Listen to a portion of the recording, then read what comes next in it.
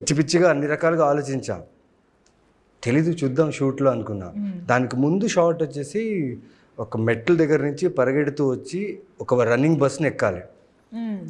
So లక్కీగా నాకేం చేశారంటే వీళ్ళు సుధీర్ ఫస్ట్ మనకు బాగా క్లోజ్ ఫ్రెండ్, మాకు ఈపీ ప్లస్ ప్రొడ్యూసర్గా తను ఫస్ట్ ఎప్పుడైతే నాకు పరిచయం అయ్యారో ఒక షూ కొనిచ్చారు, నైక్ షూస్. ఓకే. అది ఈయనేమన్నారంటే లైక్ కేబీఆర్ పార్క్ రన్ అన్నారు. నేను 8 రౌండ్స్ 5 రౌండ్స్ ఊరికే పరిగెట్టేవాడిని. తెలీదు, చెప్పారు కదా అని రన్ చేస్తూనే ఉన్నా. బట్ ఆ 21 టైమ్స్ నేను రన్ చేసింది బికాస్ నేను పరిగెడుతున్నా, కెమెరా వస్తుంది, బట్ నాతో వెనక రన్ చేసేవాళ్ళు వాళ్ళు కోపప్ చేయలేకపోతున్నారు.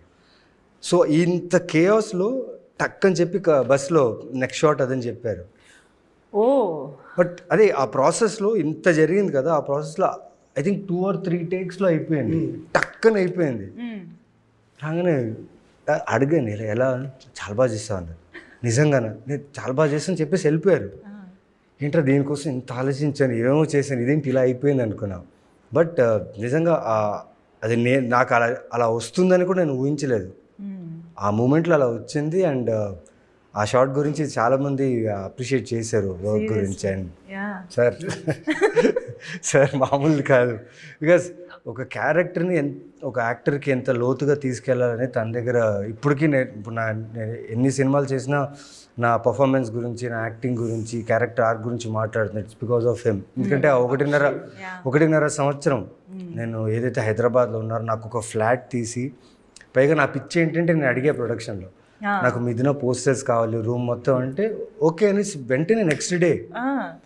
అంటే ఎలా చూసుకున్నారంటే ఇంకా తెలీదు, ఆ సూర్య అనే గ్లో ఫేస్లో, స్కిన్లో గ్లో ఉండాలి, ఆ బ్లడ్ రష్ ఉండాలి, నేను చూడంగానే ఫిదా అయిపోవాలి, ఏదేదో అన్నారు ఆ టైంలో. The way he was explaining the character. నేను చేసిన ఒకటే మంచి పని ఏంటంటే విన్నాను, ఆయన చెప్పింది ప్రతిదీ విన్నాను. నేను వినేసి మనసులో పెట్టుకుని డౌట్లు అడగలేదు. యూజువల్లీ నేను చాలా తక్కువ డౌట్స్ అడుగుతాను, డౌట్లు అడగలేదు. బట్ తను చెప్పిందంతా అబ్జర్వ్ చేసుకొని I think that transformed as a character as Surya అనిపించింది నాకు. ఆయన ఇక్కడి నుంచి వచ్చే మాటలు ఉంటాయి కదా, అది క్లియర్గా వినాలంతే, వింటే చాలు వచ్చేస్తుంది. Communicate so well, yeah, especially characterisation గురించి. కొన్ని అసలు ఎవరు ఊహించరు, అలా ఊహించినా అలా కమ్యూనికేట్ చేయలేరు.